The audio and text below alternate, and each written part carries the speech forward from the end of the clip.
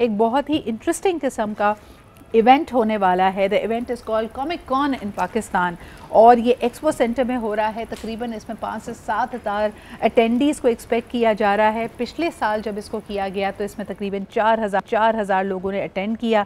ये एक geek haven है, यानी इसमें जो फैंडम सेंट्रिक इवेंट्स हैं मुख्तलिफ कॉमिक्स के, मुख्तलिफ सुपर हीरोज़ के, उसको ऑर्गेनाइज़ किया जाएगा। इसकी एक बड़ी मांग पाकिस्तान में मुझे नज़र आती है।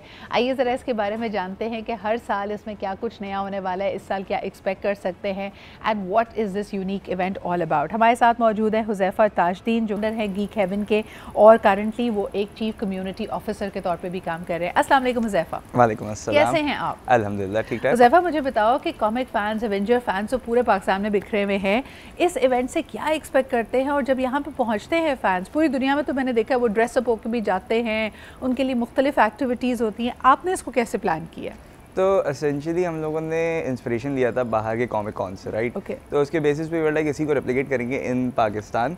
डिफरेंस भी है कि हम लोग ऑब्वियसली बिग मूवीज़ के प्रीमियर्स नहीं करवा सकते, लेकिन उससे इतना फ़र्क नहीं पड़ता। As long as we have talent और as long as people interested and they come to the event, that's all that matters. हमारे पास पॉपअप बाजार्स होते हैं जो बेसिकली मर्चेंडाइज बेच रहे होते हैं, Avengers, DC, Marvel, Disney, anime, इन सारी चीज़ों के रिलेटेड। People actually dress up and cosplay to the event, तो वो वाला पूरा एस्पेक्ट भी होता है।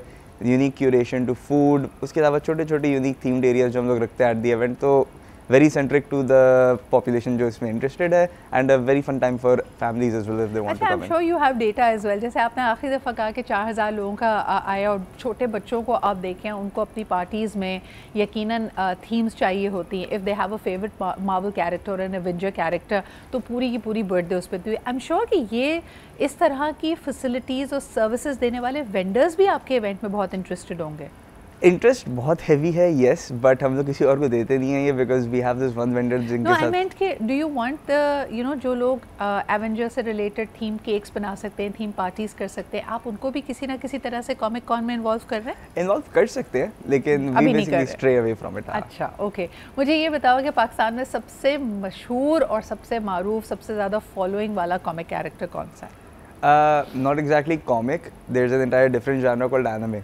तो उसमें I would say Naruto is very very popular, becoming extremely important. Yes, like even it my is. own 12-year-old nephew is very interested in it और मुझे तो कई दफ़ा समझ भी नहीं आता लेकिन it's interesting how animes grow. Anime की मकबूलियत की वजह क्या बन रही है? It started with मेरे बचपन में, if I'm being very honest, Cartoon Network के टाइम पे we had this mini segment called Toonami. उसमें they used to air anime with English dubs.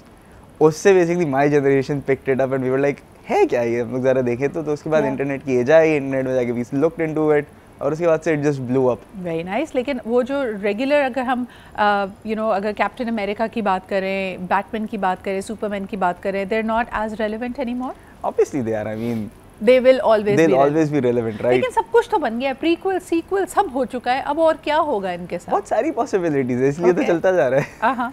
अच्छा, मुझे बताएं कि आपकी टारगेट ऑडियंस क्या है? लाइक आई कैन सी इसकी कोई एज लिमिट नहीं है। मैंने बड़े 40-45 साल के लोगों को भी ना जाके वो फिगर्स ख़रीदते हुए देखा है, लेगो के पूरे डिस्प्लेस बनाते हुए देखा है, और इसकी अगर आप बिडिंग ऑनलाइन देखें तो ये हज़ारों डॉलर्स में बिक्री होती है, बिकॉज ये कलेक्टर्स आइटम होती हैं।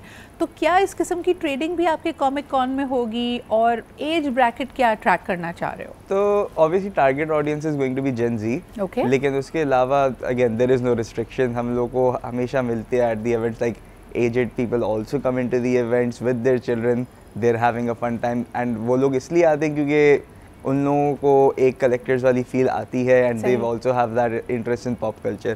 जहाँ तक कलेक्टर्स आइटम्स की बात है, yes there are collectors in Pakistan that will be displaying at the event as well and उसके बेसिस पे ट्रेडिंग वगैरह and if you want to buy a certain item from them, वो सारी चीज़ें भी अवेलेबल होंगी। अच्छा, और ये जो स्टेज एक्टिविटीज़ आपने अनाउंस की और गेमिंग टूर्नामेंट, इसमें क्या हो रहा है और अगर कोई पार्टिसिपेट करना चाहे तो कैसे कर सकता है? तो करंटली हमारे पास 2 टूर्नामेंट्स हो रहे हैं at the event, EAFC and Tekken 8 का। टेकन 8 के related we have a big announcement coming up soon, I won't disclose that here, लेकिन बहुत बड़ी अनाउंसमेंट आने वाली है। ओके, तो ये सारी इन्फॉर्मेशन आपके इंस्टा पेज पे, सोशल्स पे या वेबसाइट पे मिल सकती है? इंस्टाग्राम पे everything is available, where everywhere on social media, geek haven, comicon.pk, those are the main 2 handles जिसके थ्रू हम लोग ये सारा कैंपेन चला रहे हैं। Thank you so much Huzaifa for being here, wishing you all the very best. और इस दफ़ा आप डबल करने का सोच रहे हैं ऑलमोस्ट अपने फुटफॉल को, so so I am sure that there are many interesting things which are lined up. और इस तरह जैसे उन्होंने कहा कि थोड़ा सा उन्होंने अभी भी तजस्सुस रखा है, थोड़ी सी मिस्ट्री रखी है। So wait for the big announcements, you can go to their socials to find out more about it। हम लेते एक छोटा सा break, we'll be right back।